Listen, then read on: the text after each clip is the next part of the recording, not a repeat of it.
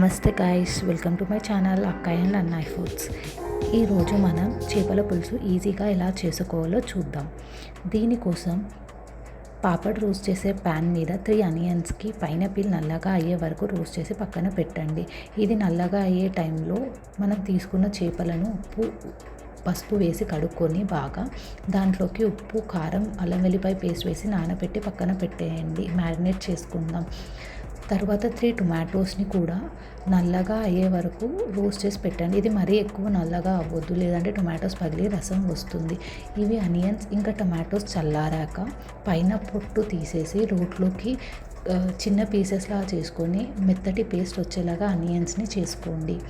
తర్వాత టొమాటోస్ని కూడా మెత్తటి పేస్ట్ వచ్చేలాగా పైనాపిల్ తీసేసి పేస్ట్ చేసి రెడీగా పెట్టుకోండి.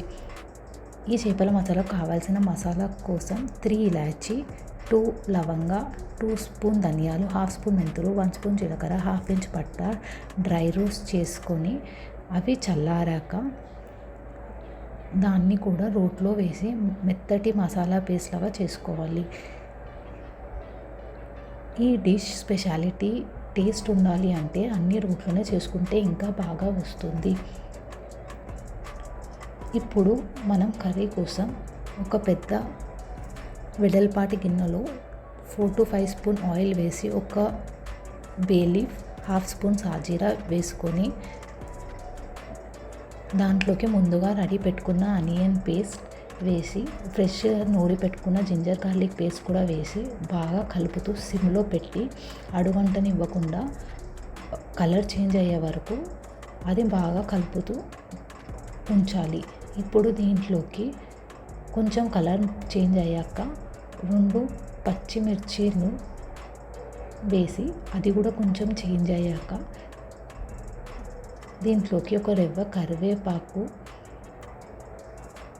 వేసుకొని కరివేపాకు, అల్లం వెల్లుల్లిపాయ పేస్ట్, ఆనియన్ పేస్ట్ అంతా కలర్ చేంజ్ అయ్యాక అందులోకి ముందుగా రెడీ చేసి పెట్టుకున్న టొమాటో పేస్ట్ని కూడా వేసి అడుగంటనివ్వకుండా బాగా కలపాలి.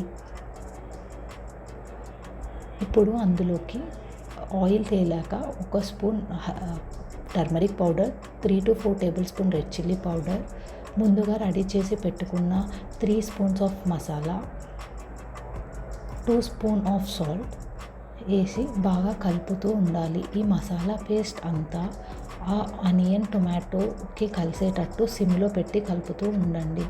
అది మళ్ళీ అడుగంటకుండా ఉండడానికి మనం ఈ ప్రాసెస్ అంతా సిమ్లోనే చేయాలి.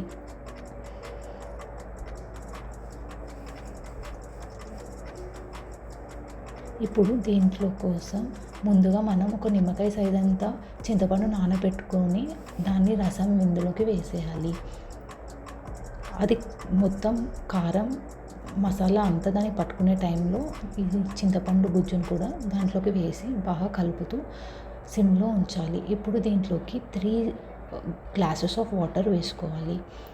అలానే కొత్తిమీరను కూడా చిన్నగా తరుముకొని దాంట్లోకి వేసేసి ఆ వాటర్ ఏదైతే ఉందో హాఫ్ క్వాంటిటీ, అంటే మనం 3 గ్లాసెస్ ఆఫ్ వాటర్ వేసుకుంటే అది 1.5 గ్లాస్ వాటర్ ఉండే వరకు అది మగ్గించాలి. అది ఎప్పుడైతే బాగా మగ్గుతూ ఉంటుందో మనం క్వాంటిటీ ప్రకారం తక్కువే చూసుకోవాలి.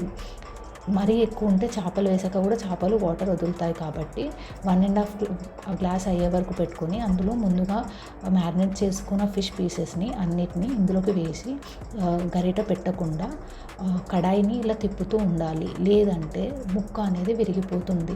అలా కొత్తిమీర వేసి ఒక 10 minutes మూత పెట్టేసి ఉంచేయండి.